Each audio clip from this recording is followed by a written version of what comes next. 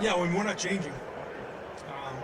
There's a lot of things that we've done in the past that we're very proud of, and then there's some things that we had to fix coming off of last year. So, philosophically, we're not going to change. We just had to clean some things up.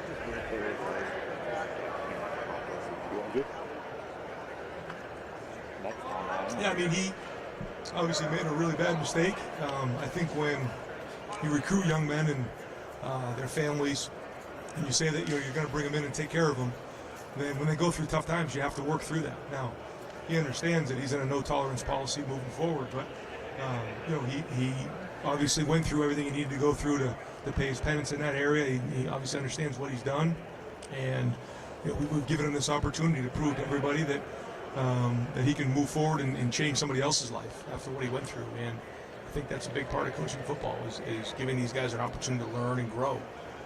But certainly he, is in a no-tolerance policy moving forward. Over here to the right, Dan. It seems like a lot of DBs are just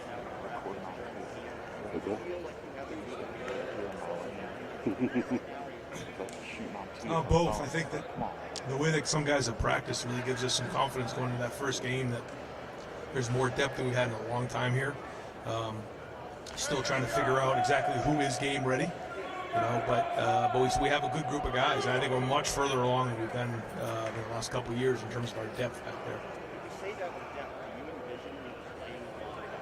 I do. I think a lot of guys deserve to get on the field. Over here to the left, Austin. What would you like to see at linebacker this week? You kind of touched on that coming out of the scrimmage. Maybe that position is unsettled. What are you looking for in the next couple of days there? Well, some of the guys just need to kind of heal up, which they're going to do, and then other guys, just continue to get more reps and more experience. It's a combination of two. The more experience some of those guys get, the better. And then if we heal up and they're all in there working together and they're getting full-time reps with the guys next to them, the communication. That's another thing that I don't think I quite realized going into this season is just the continuity of the linebackers being on the field together, the communication there. It's kind of almost like being in the offensive line. And so, there's been some guys kind of in and out, no big things, just nagging injuries like preseason camp. And so now that we're getting everybody healthy again, getting that chemistry going. That was just one day that we had to see Ryan Batch. Where did that come from? What did he do? Yes, sir. I mean, he's played for us, and he can provide depth and play on special teams. And if he can do both of those things, then he'll be on the travel team. Right next door, Nathan.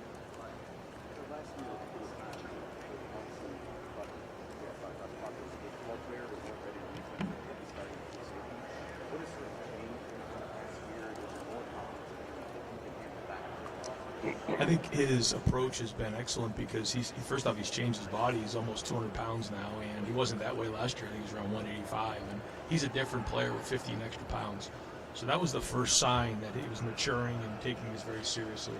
But the second thing has been his consistency and his playmaking ability. That position is very important. You have to get guys on the ground when it squirts out. You have to make plays in the post, and he's shown that he can do that consistently. Right next door, Bill. Ryan, about a week ago from the first game, do you feel your best five on offensive line is settled there with Juwan and right tackle there? I mean, we're pretty close. Yeah, we're pretty close. I think, Matt Jones has actually, really practiced really well as well. So he's in the mix right now, but it's starting to settle itself out now. Over here to the right, Blake. Did you see the new Big Ten statement on fourth year? You can't play with COVID, you lose. I mean, I didn't see that, but I get it. You get it? What if you're fully vaccinated? Yeah. I don't know what to think of all that, to be honest with you. Hope it doesn't happen. Back row, Jack. Hey Ryan, I just want to ask about the trip to the Hall of Fame last week. How did that idea come about, and how important was it to get the guys kind of a change of pace while they're going through the slugging? I thought it was a great change of scenery for our guys. Well, once we made the 2-hour bus trip up there, we practiced and then had lunch there, and then went on a tour of Canton, and David Baker and all the people there were unbelievable. George Varys, and they just took great care of us. Had a little presentation for us for about 15 minutes about the game, what it meant. It was really good for our guys just to get a feel for, excellence when you're there because of the great players who played at the Hall of Fame, or in the Hall of Fame, but also just what the game means. The beginning of it, what this game has done for so many people. I went with my son in the spring and met everybody up there, and I just thought it'd be a great opportunity for our guys to get up there and see it and be around it. It's kind of one of those things you don't forget once you've been there before, and so I thank the people up there for taking great care of us. Got time for a couple more over here to the right, Pat.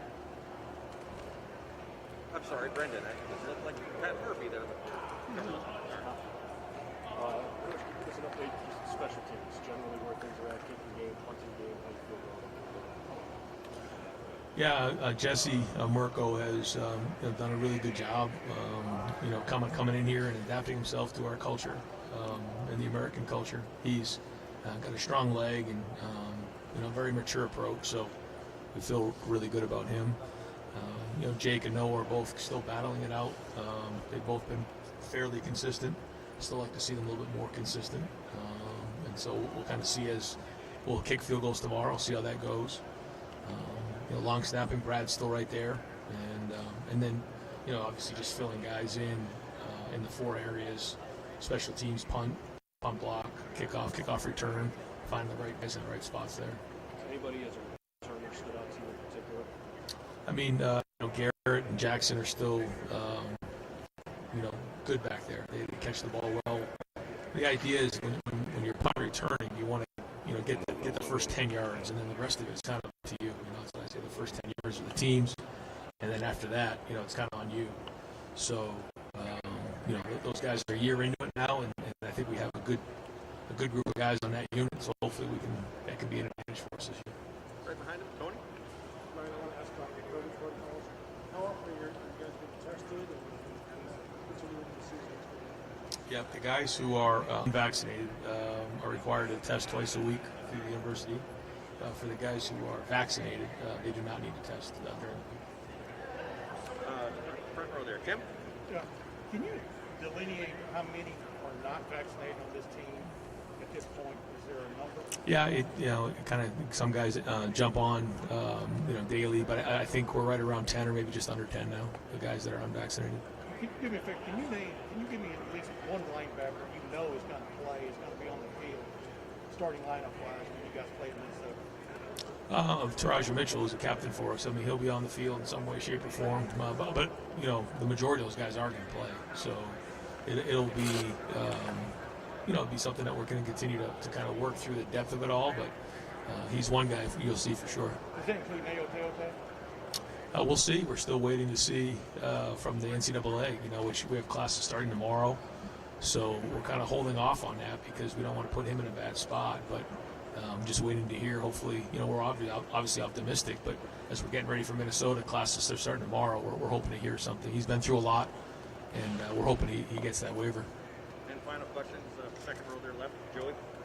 Ryan, with 10 days until the opener, how much of the practice now is geared toward getting ready for Minnesota? Being plenty of practice? Yeah, both. I mean, it's kind of 50-50. Half the time is spent on Minnesota, the other time is good on good, still developing each of the positions and sorting through the depth chart.